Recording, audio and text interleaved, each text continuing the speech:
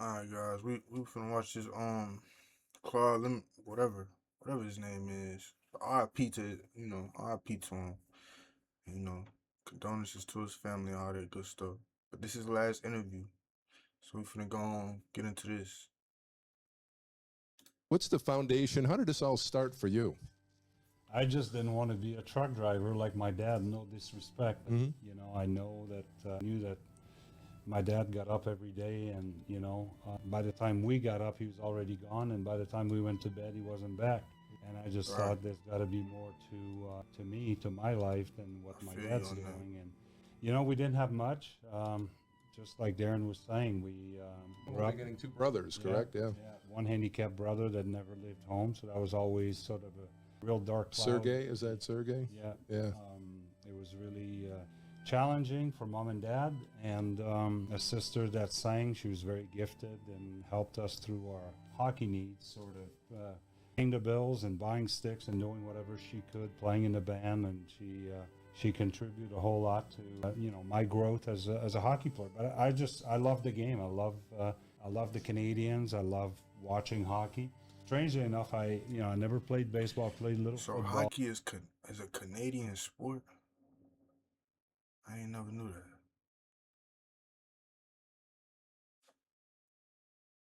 But they be rough as fucking hockey. They be rough as hell. They worse than football. For real, for real. That shit crazy.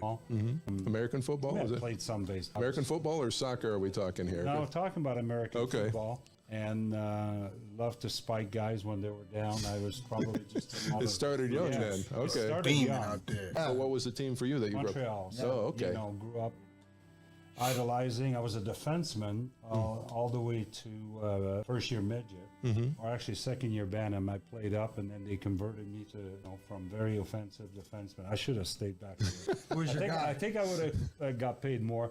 I love Larry. Love Larry Robinson. But Larry Robinson, Serge. Love all those. The whole big, team tall, back then, yes, right? In the 70s and stuff. Absolutely. And then converted to right wing, second year Bantam, and started watching the Flower and thought, I don't know if that's going to be my guy, But love the guys that played with grit, and watched a lot of Quebec, and started creating, just like you're saying, Rick Tocchet was my guy.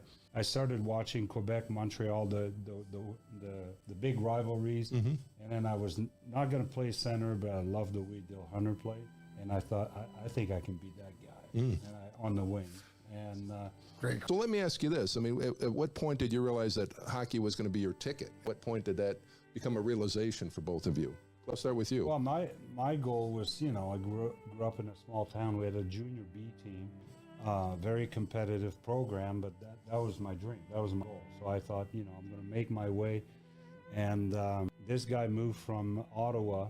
He was an RCMP officer and a great coach. And he moved to our hometown, and he allowed me to skate with the team. And then he grabbed me one day and said, I was 12 or 13. Wow, okay. And he had me out there with the big boys. Yeah. And I was probably this size. I mean, by the time I was 13, I was fully grown. I was like 6 foot, 190 pounds. And he grabbed myself and grabbed my mom and dad and said, "Can I talk to you guys after wet practice?" pounds, And he said, "I'm going to allow him to skate with us. He's not going to play any games, and I don't ever want him to play here. I think there's a lot more to it, to his career. I think he can. He has a future in hockey. I've seen a lot of major junior games in Hall, and How do you think your life might that be? inspired me, and then he sent over some scouts, and within 2 years, I was on my way to AAA midget. So that was the realization that, boy, this could go somewhere for you. I mean, if it wasn't for that situation, who knows? Who knows? I could have been one of those kids. I mean, I played in my hometown. I was a good player, but I was never the best player. I was just one of the other. What made you kids. different? I was bigger, stronger. I guess so at that age, And right? then by I think it was like at 15, that was like, I started seeing 13, 14, starting to win player of the tournament, But before that, I was just another big kid, big strong kid, playing defense and then moving over to the wing and scoring a lot and having that shot down the wing, like you were saying. I don't know how I'd score today. Now that back then, you're coming down the right side, you're king, and the goalie's got stacked pads, and you got a foot on the far side. You got You hit a little spot. Like you right? hit that spot. You know, it was a North American league. We had very few European players. We had very few Russian players. So the higher skilled players didn't play this league. So we, you know, it was Canadians, it was Americans, and then we had a touch of Swedes or a few Finns, and they were, you know, they were great players. But the rest of us, we figured out. If you look at the level, the skill today, it's a lot. Now look, forgive me, cause I don't know shit about hockey. But do they got like? I know it's positions. You know, you got the person who guard the goal. But what other positions is it?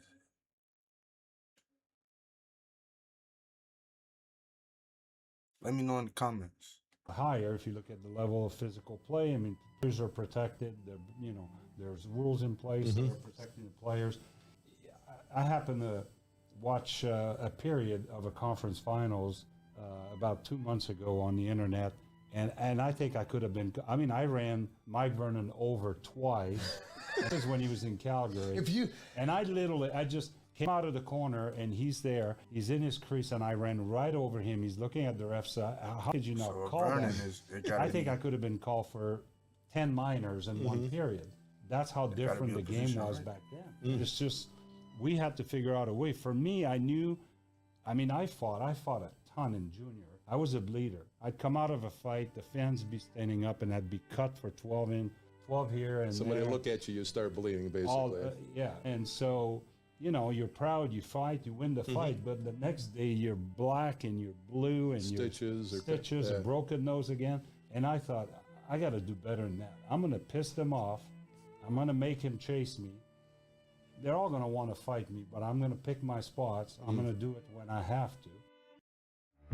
Tom Ogle drove 200 miles on only 2 gallons of gasoline. Get off my shit. Claude Lemieux, the 4-time Stanley Cup champion, has died today, May 28, 2026, at the age of 60. Man. The news of his passing was confirmed by the Montreal Canadiens.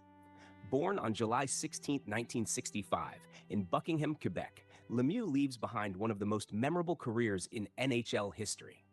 Just days before his death, Lemieux made what would become one of his final public appearances at Montreal's Bell Centre, where fans welcomed him with a standing ovation as he carried the Canadiens' ceremonial torch before Game 3 of the Eastern Conference Final. Claude Lemieux spent 21 seasons in the National Hockey League and built a reputation as one of the game's greatest postseason performers. Drafted by the Montreal Canadiens in the second round of the 1983 NHL Draft, Lemieux fought his way through junior hockey and the American Hockey League before earning his place in the NHL. His breakout moment came during the Canadiens' 1986 Stanley Cup championship run.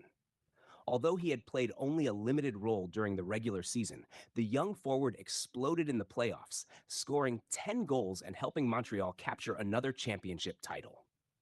That postseason performance announced the arrival of a player who would become famous for stepping up in hockey's biggest moments. Over the years, Lemieux played for the Montreal Canadiens, New Jersey Devils, Colorado Avalanche, Phoenix Coyotes, Dallas Stars, and San Jose Sharks. No matter which jersey he wore, he became recognized for his energy, competitiveness, and ability to score important goals during the playoffs. His most dominant postseason came in 1995 with the That trophy big as fuck right there. New Jersey Devils.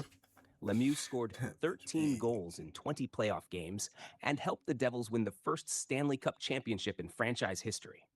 His performances earned him the Conn Smythe Trophy as the most valuable player of the playoffs. Lemieux later joined the Colorado Avalanche and won another Stanley Cup in 1996 during the franchise's first season in Denver after relocating from Quebec. He then returned to New Jersey, where he helped the Devils capture another championship in 2000, giving him 4 Stanley Cup titles during his career.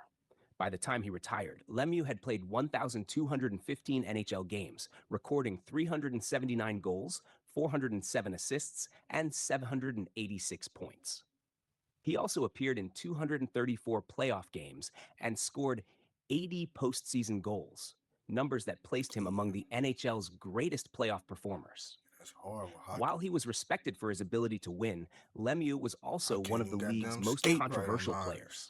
His physical and emotional style made him a constant target for opposing fans and players. Goddamn do something One of else. the defining moments of his career came during the 1996 Western Conference Final, when a hard hit on Detroit Red Wings forward athlete, Chris Draper, former N. Chris Draper E of the fiercest rivalries in hockey history between the Avalanche and Red Wings. Even with the controversies surrounding parts of his career, teammates and coaches often praised his competitiveness and determination. Many considered him the kind of player who delivered when championships were on the line. After retiring from the NHL, Lemieux remained involved in hockey. He briefly returned to professional play in his 40s before retiring permanently, later working as a player agent representing several NHL stars. Following the announcement of his death, tributes quickly poured in from across the hockey world. NHL Commissioner Entity, People, Gary Bettman. NHL.com, Gary Bettman, big game players in hockey history, and praised the impact he made throughout his career. The Montreal Canadiens organization called his passing a dark day for the hockey community, while Canadiens owner Entity, People, Jeff Molson. Montreal Jeff Molson, who represented the spirit of the franchise. The New Jersey Devils also honored Lemieux, crediting him for helping deliver the first Stanley Cup championship in franchise history. Meanwhile, the NHL Alumni Association remembered him as one of hockey's fiercest competitors. Claude Lemieux is survived by his wife, Deborah Lemieux, and their 4 children, Brendan, Claudia, Michael, and Christopher. For hockey fans around the world, Claude Lemieux's career will always be remembered for its championship victories, unforgettable playoff performances, fierce rivalries, and relentless determination. His name remains deeply connected to some of the NHL's most dramatic moments. May he rest in peace. For sure.